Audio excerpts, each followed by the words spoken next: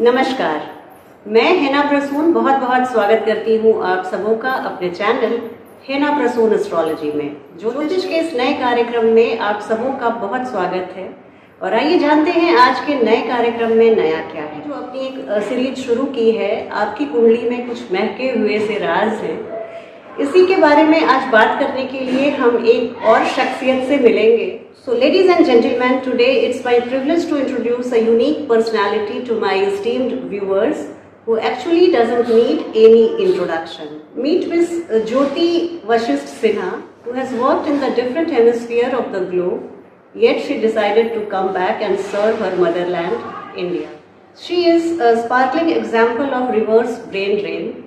Having obtained a much coveted green card, she decided to give up her comfortable lifestyle and a lucrative position in the US and decided to come back to India.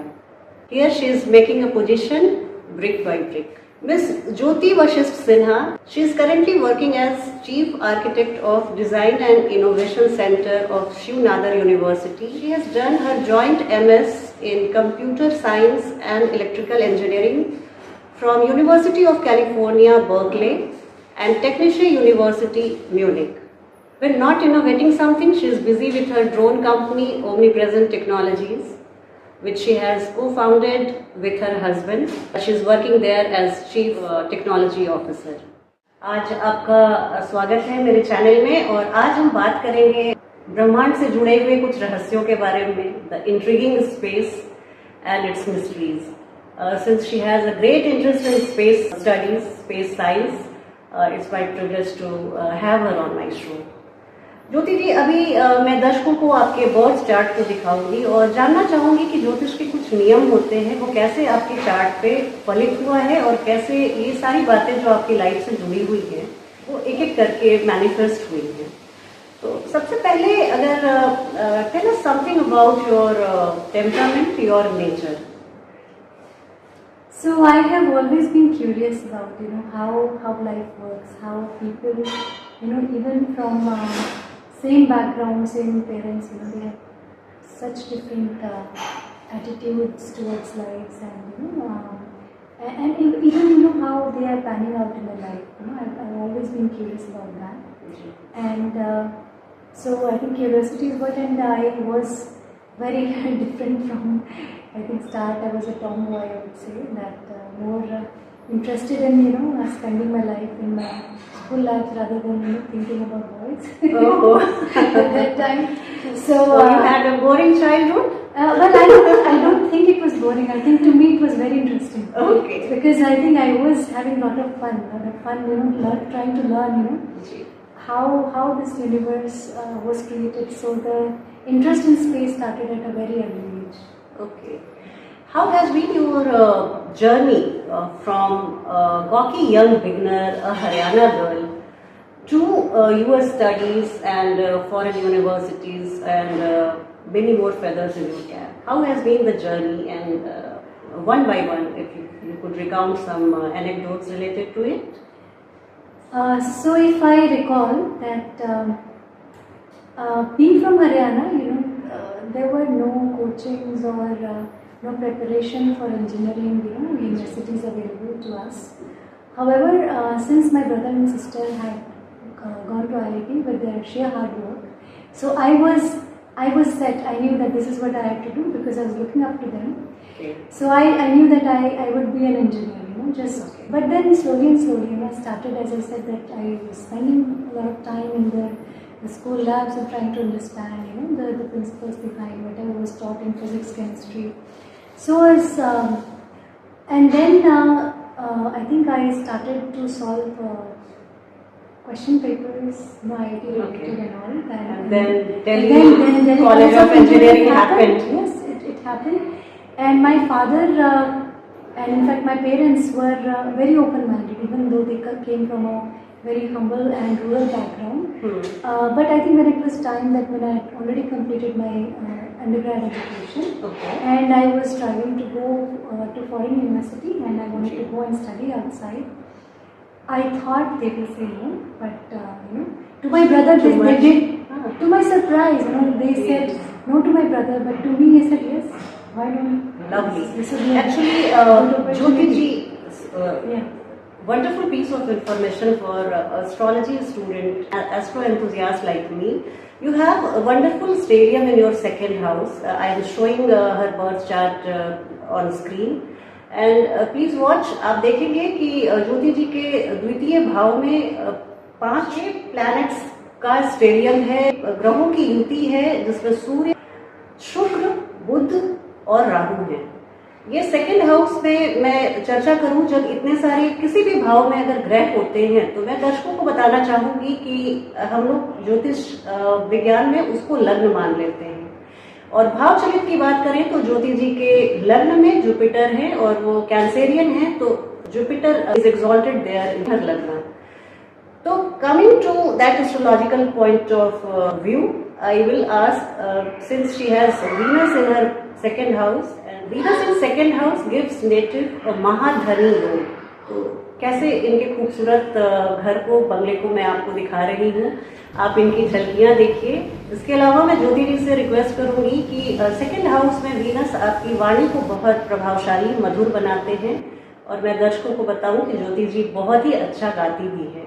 आप 2 line ज्योति जी सरस्वती वंदना सुनाइए कि लोगों को पता चले ज्योतिष कैसे काम करता है और सेकंड हाउस वीनस आपकी वाणी को कितना मधुर बनाते हैं। जी हाँ। तो जब मैं बड़ी हो रही थी तो I had I was trying to figure out कि which god should I worship जी। So one of the saints, they used to, so our school used to invite saints for preachings and जी। and ours was a RSS influence school. Lovely. And we so he came and I asked him this question, so which there are so many gods, which should I worship?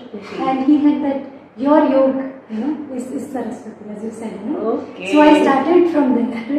Lovely. And having not discovered my voice Ji. till that time, but when I started, It came like just came like from us. it It just became got- second nature. Yes, so Singing became her second nature. Sharda हे माता सरस्वती शारदा विद्यादायिनी दयानी दुःखहरिणी जगत जननी ज्वाला हे माता सरस्वती शारदा हे माता सरस्वती शारदा विद्यादायिनी दयानी दुःखहरिणी जगत जननी ज्वाला हे माता सरस्वती शारदा हे माता सरस्वती शारदा। बहुत बहुत सुमधुर आवाज ज्योति जी आपकी। ज्योतिष के सारे नियम आपकी कुंडली में फलित होते हैं। अब मैं जैसे ब्रह्मांड की बात करूं, since you are a space scientist, you have intense interest in space, although you work with robots, तो ये दोनों जो सिग्निफिकेशन है रोबोट के और स्पेस के, ये दोनों हम राहु और जुपिटर से जोड़ के देखते हैं। Jupiter element wise we consider it akash tattva planet, और आपका आकाश से गहरा संबंध है। तो इसके बारे में मैं चर्चा करूं उसके पहले एक सवाल जो मेरे मन में हमेशा आता है कि why do we search life on other planets? Is earth not sufficient for us? So there are a lot of reasons for that. जी। So the first and foremost is that we've since human beings the evolution happened and we became more intelligent and we started to live on the planet and started to even slowly destroy the planet also. Right. So we see climate change happening. We see lots of Greenhouse the effect. greenhouse effect, lots of pollution all around us. There are whole places ozone. where there is so much suffocation, and people are unable to breathe also. And health issues have also started to crop up. So scientists and people have started to look for alternate places or alternate planets, moons where where life can be found and where life can thrive as well. So that is the prime reason. The second one is the curiosity. The human mind, they are always driven by curiosity. We consider ourselves that we are the most intelligent species on this earth, but we are also curious whether is there any other more intelligent life out there. This comes from our ego also. We want to know. Yes, we want to satisfy our ego, our curiosity. Yes, yeah. Ego comes into existence. Into existence. The third thing is that any of these space explorations, they are always driven by that whatever investment, whatever efforts, will be given to these endeavors will ultimately result in the commercial success of those researches. For example, lot of technology that we see in our hands, the way the place they started were in the space labs. So that is also one of the reasons. And the other reason also is that we want to also know how universe came into being. When we go to other planets, yes. What are the limitations of life, and what are the main ingredients of life? We want to understand. Is there life exist on other planets? And what are the conditions in which that life is thriving there? So we want to know, because right now our knowledge is limited. We know that water is the foremost, but at the same time, what are the other ingredients? So those, to satisfy all these things, I think we look up to the space and that was my question ourselves whether we are Jyoti ji, that was my subsidiary question, why only water? Whenever we start exploring a new planet, water, there should be water, चंद्रमा पे water, तो water ये हमारे myopic vision को भी दिखाता है. अगर आप हिंदी में भी बताएं हमारे दर्शकों को, पानी क्यों जरूरी है? क्योंकि there are different other components also which are important for sustaining life. But why only water? Why this insistence on water? So Hindi में थोड़ा बता दें. तो मैं जो पानी, जो जल तत्व, जो पानी है, देखा गया है कि जनरली हमें लगता है कि लाइफ के लिए सन है, वाटर है, एयर है, सो ये सारे चीज़ें इंग्रेडिएंट्स हमें चाहिए. लेकिन हमने देखा है कि जो ओशंस हैं उनके सबसे बॉटम में, जहाँ पे आपको सूरज की एक किरण भी नहीं पहुँचती, और जहाँ पे आपको इतने आपका सल्फ्यूरिक एसिड इतनी एक्सट्रीम कंडीशंस हैं, बट वहाँ पे पानी अवेलेबल है, तो वहाँ पे लाइफ है. तो हमने ये चीज़ अर्थ पे डिस्कवर किया है कि जहाँ पे वाटर की अवेलेबिलिटी देखी गई है, वहाँ पानी देखा गया. Life in any form and किसी भी क्वांटिटी में. रिजल्ट्स में बहुत कम होता है, बट होता है पानी. जी. तो हमने ये अनुमान लगाया है कि जहाँ पानी होगा वहाँ लाइफ होगा.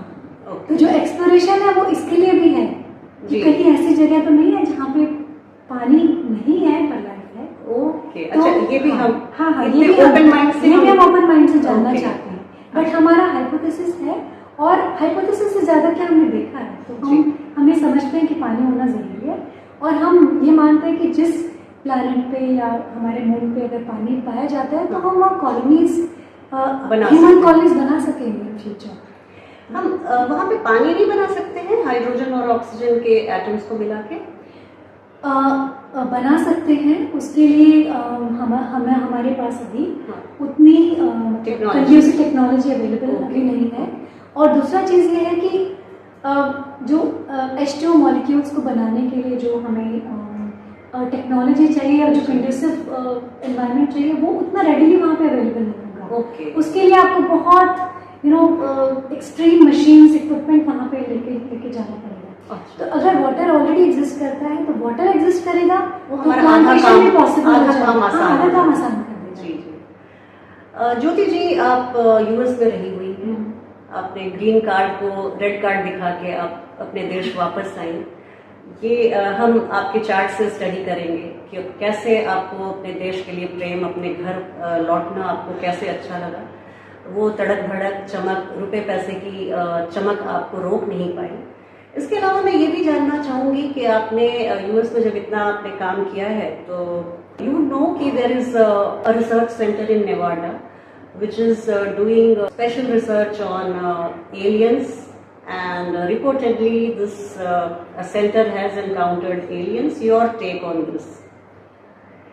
So, I keep on reading because I have, interest in space. I keep on reading these articles, which says that US, in fact, has captured few aliens and spaceships also. Huh? Okay. However, it might be possible too, but because people have reported. Huh? Okay. However, there is no evidence so far. Huh? So we cannot for sure say that. And secondly, humans are fascinated by aliens. So they've made movies on aliens and everything. So to say it with certainty is difficult. However, we might be studying. There might be centers where we are studying how aliens, if they exist, how they would look like. What kind of technology advancements they may be having. Okay. So. Yes, of course, if we are studying about space, we have to very much study about, what are, the inhabitants of space would look like. Possibilities are there. ये भी एक possibility हो सकती है कि वो इतने उन्नत उनका इंटेलिजेंस हो कि वो अर्थ पे आके जस्ट हमारे आपके जैसे ह्यूमन फॉर्म में वो आके अपने रिसर्च को करके वापस चले जाएं और हमें पता भी नहीं चले। बिल्कुल है। अगर आप देखें तो Earth, is around 4 billion, a little more than 4 billion years old. ठीक है। तो उसके हिसाब से भी it is a huge time. जी। And हमारा यूनिवर्स को तो almost 13 billion ना? बिल्कुल। billion years that हो चुके हैं। तो it is such a huge time that it cannot be said that कि कोई और life universe में exist नहीं करती है। And we also talk about, normally it would not be possible to travel from such large distances of light years, in lifetimes. But at the same time, अगर हम if you talk about wormholes, existence of wormholes, इसमें तो आप seconds में एक Galaxy से दूसरी Galaxy को पहुंच सकते हैं, right? Wormholes, shortcut of parallel universes. Parallel universes are within our universe, ठीक है। like to go from one galaxy to another, from one star to another star. तो ये काफ़ी पॉसिबल है और जितने डिफरेंट तरह के स्टार्स इस यूनिवर्स में पॉसिबल हैं उतने ही पॉसिबिलिटी होंगी कि वो डिफरेंट तरह के एलियंस भी पॉसिबल होंगे। ज्योति जी, आपके 5th हाउस के लॉर्ड 12th हाउस में है आपके चार्ट के हिसाब से। मैं दर्शकों को फिर से चार्ट दिखाऊंगी। तो ये हमारे एस्ट्रोलॉजी में हम प्रेडिक्ट करते हैं कि स्टडीज में ब्रेक, लेकिन आपका इतना इलस्ट्रियस एजुकेशनल बैकग्राउंड रहा है, वो मुझे आप बताएं कि क्या आपको स्टडीज में ब्रेक आया कभी? क्योंकि आपके एस्ट्रोलॉजिकल जो कॉन्फ़िगरेशन है स्टार के वो ये बताते हैं। हाँ, मुझे in fact this is one of the regret that I have in life, but at the same time they were conditions that so after doing my masters and after working for some time I joined PhD. Okay. In the Colorado School of Mines in US. And I was working with Dr. Tracy Camp, who's a very well-known researcher in computer science. Okay. And I, there was a lot of comprehensive exams done. My thesis proposal was accepted by the advising committee. My thesis work was done. Okay. At least to 70% stage, publications also. Okay, great. So then, something happened in the family life, and my father-in-law was seriously ill. Okay. And we had to come back to India. And I had also conceived my daughter at that time. And we thought that this is the time to go back, both from in sometime in your life, you have to really choose, what matters most to you at that particular point of time. And so I came back.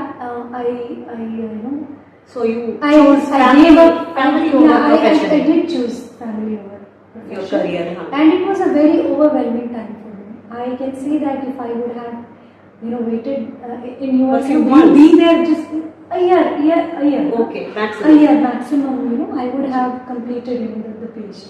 Okay. So it's a regret, but at the same time, I think whatever happens, it is just in your charts, as you said. Certainly, and this is positivity is infectious. Yeah. And my daughter was also born. So, you know, both these things, you know, that having my father-in-law was not well and my daughter had to take care of her. I said I can't take it anymore. So I just...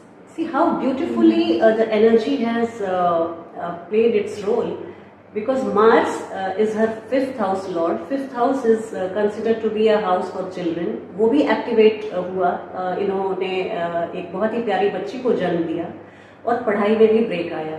तो जैसा मैं अपने कार्यक्रम में बताती हूँ कि planets अपने सारे सिग्निफिकेशंस को देखते हैं, अच्छे बुरे, ये तो हम लेवल करते हैं, पर उन्होंने जहाँ इनकी फैमिली में बढ़ोतरी की, new addition in her family, वहीं पर उन्होंने एजुकेशन में थोड़ा गैप या ब्रेक दिलाया। इसके अलावा मैं ये भी जानना चाहूँगी ज्योति जी, आप you are a Cancerian. Cancerians are born emotional, mama's boy और गर्ल, घर से बहुत प्यार, घर उनका फेवरेट प्लेस होता है पूरी दुनिया में, वहाँ पे वो ज़्यादा वर्क फ्रॉम होम करना चाहते हैं। घर से कहीं ना कहीं कैंसेरियंस का लगाव रहता है। और ये आप दर्शकों को बताइए, और इनका जन्म नक्षत्र भरणी है और इनके 4 प्लैनेट्स सन, सैटर्न, मरकरी, ये पूर्वा फाल्गुनी नक्षत्र में है। ये दोनों नक्षत्र, दोनों कॉन्स्टलेशंस वीनस ओन करते हैं और वीनस की सारी खूबियां ज्योति जी में हैं। तो ये जैसे भरणी नक्षत्र में आप एक बहुत ही comfort loving, respectful towards elders, parental association बहुत ज़्यादा, ये सब बातें हैं, तो आप दर्शकों को बताइए। So if I really look back at my life, I think one of my role model has been my mother.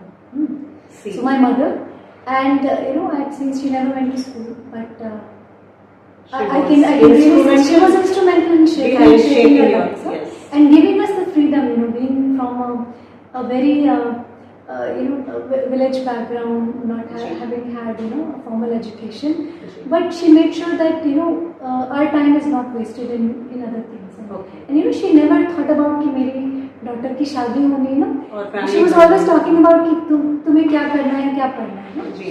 And मेरे father का भी which I realized much later. When I was growing up, we were always looking up to my mother. Okay. But now when I look back, when my father is not there, ji. He was a strict father and a disciplinarian. Disciplinarian. But मुझे ऐसा लगता है कि because he was strict, we never swayed away towards anything else. We were very focused. Lovely. And because he wanted us to do a few things where he must have thought कि अगर हम इस track पे रहेंगे, then we will be successful. So I give a lot of credit to him also. Really. And wherever they are, I just thank them every day. They will always be around you, Jyoti ji. Parents never leave us. Their blessings, their good wishes are always with their children. Of course in different forms, but they will be always around you. ज्योति जी, ये बताइए कि आपके सन और moon ट्राइन बनाते हैं, एक दूसरे से नवम पंचम है, तो क्या आपके मम्मी पापा में बहुत प्रेम था? नॉर्मली हम देखते हैं कि शादी के कुछ सालों के बाद वो तू मैं शुरू हो जाती है, पर क्या शादी के 40 साल बाद, 30 साल बाद अगर किसी कपल में प्रेम है तो फिर वो they have not only fallen in love with each other but they have decided to stay in love forever? ये ऐसी बातें थी? मुझे लगता है, मुझे इसलिए लगता है कि मतलब पहले के लोग इतना शो नहीं करते, बिल्कुल एक्सप्रेस नहीं करते थे, बट मैंने हमेशा उनके बीच में बहुत प्यारी सी नोक झोंक भी देखी हमेशा. But I think that was an expression of love. So they used to really make jokes about each other, which is a very healthy sign, but sometimes it lacks in couples today. जी. तो वो था. And again when my father passed away, my mother she felt as if हालांकि हमारे लिए बहुत बड़ा loss है, but within 4 years she started to her health deteriorated after that, and I can only attribute it to the loss of her spouse, and because otherwise जब मेरे पापा was not keeping well, she was such a a reckoning force for him. She was taking such good care of him. She was so brave at that time. And all of a sudden, when he passed away, she started to feel very weak, and the vacuum. That vacuum was there. Yeah. So I think that is what I would attribute is astrologically, I mean, if your birth chart is reflecting this, then their birth chart would have shown much clearer picture. Jyoti ji, cancer आपकी rising sign है, आपके ascendant Lord moon होते हैं और moon 10th house में बैठे हुए हैं। आपको अपने जॉब, करियर, प्रोफेशन से सबसे ज्यादा खुशी मिलती है क्या? क्योंकि कहते हैं हमारे एस्ट्रोलॉजी में कि हमारे एसेंडेंट लॉर्ड लग्नेश जिस भाव में बैठते हैं उस हाउस से संबंधित मामलों में ही हमारी पूरी लाइफ चली जाती है या हम उसको एंजॉय करते हैं। वैसे तो जैसे आपके जॉब एंड प्रोफेशन में आपके एसेंडेंट लॉर्ड हैं, तो does it give you the ultimate kick?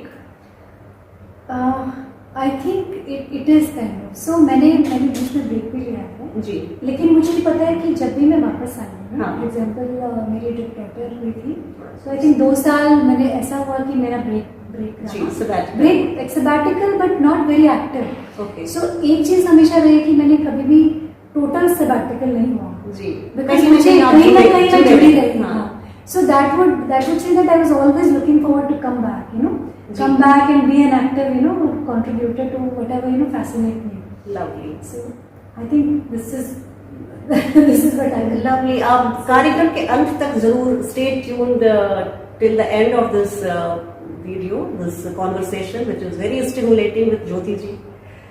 ये एक आपके एक्सप्रेस करना आपको, जैसे मून एक हम वाटरी प्लैनेट, एस्ट्रोलॉजी में हम लोग प्लैनेट ही मानते हैं, हालांकि नेचुरल सैटेलाइट है, तो इसको हम मानते हैं watery planet in fiery sign. आपके एरीज में आपकी मून साइन एरीज है, तो उसमें हम मानते हैं कि एक स्टीमिंग एनर्जी निकलती है। जब आप किसी वाटर बॉडी को आप फायर में डालते हो तो आप स्टीम, तो इसको हम एस्ट्रोलॉजी में प्रेडिक्ट करते हैं कि हम एक्सप्रेस करने में, कम्युनिकेट करने में सामने वाले के मूड को बहुत जज करते हैं, उन्हें अच्छा लगे, खराब लगे, कहीं कुछ मन में होल्ड बैक कर लेते हैं कि इस तरह की बातें हैं आपके साथ, या आप जो आया आपके मन में आपने बोल दिया भाई तुम्हें अच्छा लगे या बुरा? तो हेना जी, मैं ये कहना चाहूँगी कि जो आपने पहली बात बोली कि मन में जो रोक लेते हैं, हाँ, कुछ मतलब मैं कहूँगी कि ज्यादा वही होता है जी, लेकिन देयर हैव बीन इंस्टेंसेस जिसमें मुझे लगा कि अब I can't hold any Okay, जी। More, to just let it out. तो वो but I am an emotional person, that is for sure. जी, कैंसेरियन है आप। हाँ, तो नॉट बट मुझे लगता है कि काफी बार मैंने अपने को बहुत बैलेंस भी पाया है जी, कि मैं I have been able to hold myself back, हाँ, just to maintain the decorum, Surface maintain the calm. surface calm, just जी। to keep everybody happy. Okay. Ketu आपके 8th हाउस में है, जो डीप रिसर्च का माना जाता है। आपको इंटरेस्ट तो बहुत है डीप रिसर्च में, आपकी स्टडीज भी बहुत रही है चूंकि, लेकिन केतु है तो एक डिस्कनेक्ट दिखाते हैं, इसलिए आपके रिसर्च वर्क में उन्होंने एक ब्रेक लाया, एक वहां से थोड़ा आपको डिफिशियंसी की फीलिंग रखेंगे। हालांकि ये एक मैलेफिक प्लैनेट को हम 6 से 12 में बहुत अच्छा मानते हैं, तो इस हिसाब से राहु केतु जैसे मैलेफिक प्लैनेट्स अगर आपके 8th हाउस में हैं तो ये एक बहुत अच्छी बात है। एक और बहुत अच्छी बात है ज्योति जी के चार्ट में, जुपिटर और राहु का गुरु चांडाल दोष भी होता है और गुरु चांडाल योग भी होता है। ज्योति जी की कुंडली में गुरु चांडाल योग है जो इन्हें इनोवेटिव बनाते हैं, आउट ऑफ बॉक्स थिंकिंग इन्हें देते हैं। ज्योति जी को कोई भी चीज की जरूरत होती है वो इसे डिजाइन कर लेती हैं, इनोवेट कर लेती हैं। ये चीज राहु देते हैं। और स्पेस के लिए इंटरेस्ट, राहु और जुपिटर दोनों आकाश तत्व के, हवा, प्लैनेट, लाइफ को एक्सप्लोर करना, ब्रह्मांड में चांद तारों के बीच आशियाने की खोज, ये सब राहु और जुपिटर, इनकी एनर्जी देखिए 2nd हाउस में बहुत ही प्यारी बनी हुई है। आपके एक क्वेश्चन मैं और पूछना चाहूंगी, ये जो क्या टाइम होराइजन, या हम किसी भी प्लैनेट जो एक प्रोबेबिलिटी किसी प्लैनेट या किसी हमारे सोलर सिस्टम के जो इतने सारे नेचुरल सैटेलाइट बाकी प्लैनेट्स के हैं, तो सबसे ज्यादा probability scientist, as a scientist आपको क्या लगती है कहाँ पे हो सकती है लाइफ की? ज्यादा प्रोबेबिलिटी तो मुझे मतलब अगर सोलर सिस्टम की बात करें तो जुपिटर के मून्स पे है। ओके, जुपिटर के मून्स पे कुछ मून्स पे there is water, Evidence of water there. Okay. तो मुझे वहाँ लगता है, और उसमें भी हमें उसमें अंडर द सरफेस हमें एक्सप्लोरेशन करना पड़ेगा, बिकॉज अंडर द सरफेस वहाँ पे काफी सारे ओशंस का एविडेंस मिला है. There are oceans and wherever oceans related with that, तो वहाँ पे there is definitely probability that water, high probability that water is present. Saturn के मून्स टाइटन वगैरह पे प्रोबेबिलिटी नहीं है? टाइटन पे है, बट सैटर्न थोड़ा दूर भी हो जाता है.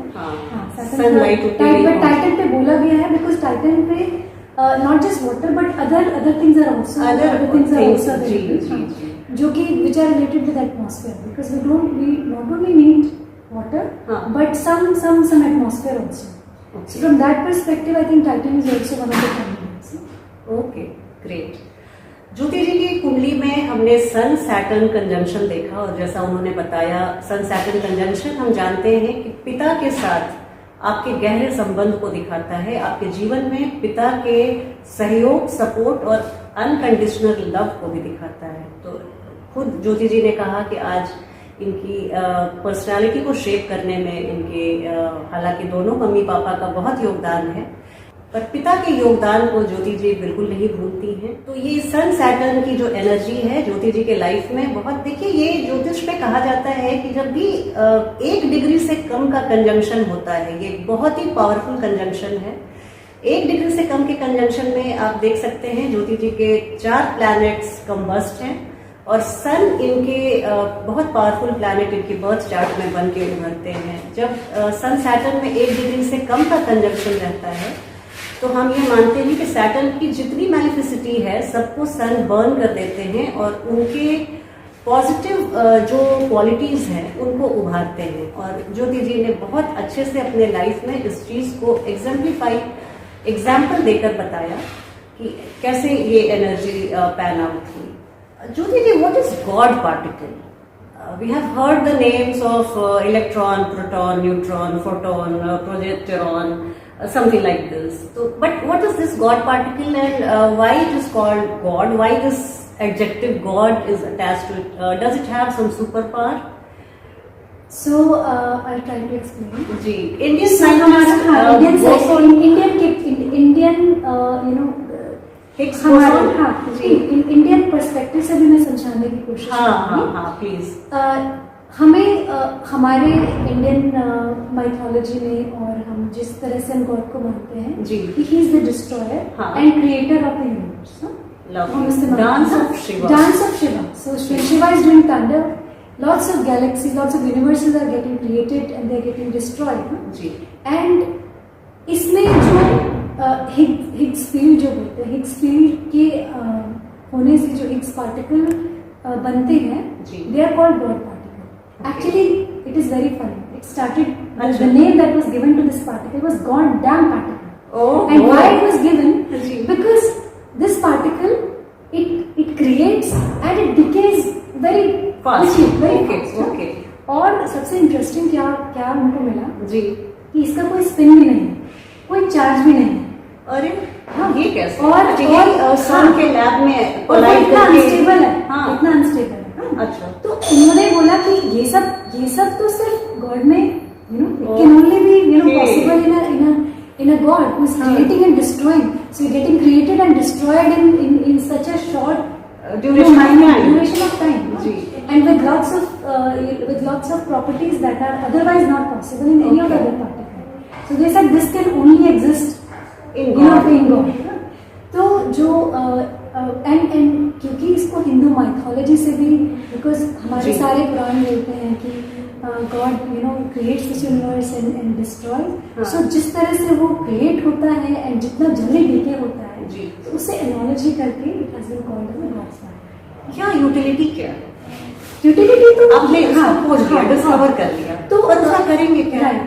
तो ये माना जा रहा है इसमें फर्दर रिसर्च में चल रहा है कि Higgs boson particle will help us understand how universe is created, how universe was created. So उस पे लॉट्स ऑफ हम एक्सपेरिमेंट्स भी कर रहे हैं. तो and people are very assured now after this Higgs boson particle has been discovered. जी. So in fact, lot of focus has been on this particle. Okay. That this is what will actually Play lead out. us to understanding Okay. of how universes are created and destroyed. Okay, अच्छा, बहुत बहुत अच्छी बात. देखिए, ज्योति जी के बातों में जो पैशन है और इनकी जो ललक है ब्रह्मांड के बारे में, अध्यात्म के बारे में, इन्होंने साइंस, प्योर साइंस की स्टडीज की और उसके बाद इतना कूट कूट कर इनके रिलीजन, देशभक्ति, अध्यात्म भरा हुआ है. एक यूनिक पर्सनालिटी, एक यूनिक व्यक्तित्व इनके प्लैनेट्स देते हैं. लग्नेश की इतनी अच्छी स्थिति, केंद्र और त्रिकोण में लग्नेश का होना बहुत अच्छा माना जाता है. ये इनके गुड लुक्स, इनके चेहरे पे जो बचपना, जो इनोसेंस है, कैंसेरियन गोल चेहरा, आप सब कुछ देख सकते हैं. लग्न में जुपिटर उच्च के हो रहे हैं. ये सारी बातें इनकी लाइफ में अक्षरशः सत्य हो रही हैं. चलते चलते मैं एक चीज जानना चाहूंगी कि मेरे जैसे ओबीस लोगों के लिए कोई ऐसा प्लैनेट जहाँ पे हम जाके कम वे करें, और क्योंकि ये मैं मानती हूँ कि हम लोग मोटे नहीं हैं, हम लोग रॉन्ग प्लैनेट पे हैं, तो एक कोई ऐसा प्लैनेट जहाँ पे हमारा वजन कम लगे. आई थिंक सबसे पास तो प्लैनेट ही छोड़िए, आप मून पे चले जाइए. मून पे आपका वेट 1/4 होगा. लेकिन हालांकि मैं आपको ये बोलना चाहूंगी जी. कि you are just in the perfect shape and size. So I am at the right planet. At the right planet. Okay. Yeah. एक एलियन की कुंडली मुझे देखने की बहुत इच्छा है. वो मुझे आपने राजा के सेंटर से ला के दे तो मुझे बहुत ही अच्छा लगेगा. ज्योति जी, आपसे बात करके मुझे बहुत अच्छा लगा. ऐसे बहुत सारे प्रश्न मेरे मन में ब्रह्मांड को लेकर थे जो मैं आगे की यात्रा में आपसे जरूर पूछूंगी, और आपसे बात करके आपके उज्जवल भविष्य के लिए मैं कामना करती हूँ. और आप अपनी डिविनिटी, अपने स्पिरिचुअल आउटलुक को ऐसे ही बनाए रखिए और प्योर साइंस में आप बिल्कुल झंडे गाड़ते रहिए, देश का नाम रोशन कीजिए. Thank you so much, Meena ji. Thank you so much. It आपसे was my pleasure, talking to you. In fact, आज बहुत सारी चीजें मैंने भी सीखी about astrology and how it is connecting. It is very heartening to see. हम लोग बोलते हैं कि astrology works and आपने एस्ट्रोलॉजी के बारे में सीखी? मैं एस्ट्रोनॉमी के बारे में मैंने बहुत कुछ सीखा. ज्योति जी के लिए हेना प्रसून एस्ट्रोलॉजी की तरफ से ये एक छोटी सी भेंट, a piece of universe for her wonderful conversation. Hina ji, ये आपकी पर्सनालिटी से एक नई चीज मुझे पता लगी. मुझे मालूम नहीं था कि आप इतना अच्छा पेंट करती हैं. ये पूरी गैलेक्सी में आपको दे रही हूँ. Thank you so much. I'll make good use of it and put it on a new. How lovely. Thank you. दर्शकों से चलते चलते मैं आग्रह करूंगी कि आपको अगर कार्यक्रम अच्छा लगा हो तो आप लाइक बटन को हिट कीजिए. मेरे चैनल से जुड़िए अगर आपको ऐसे कार्यक्रम अच्छे लगते हो. और चलती हूँ आपसे एक नई वीडियो में बहुत जल्दी भेंट होगी. तब तक अपना ध्यान रखिए. जय हिंद, जय भारत.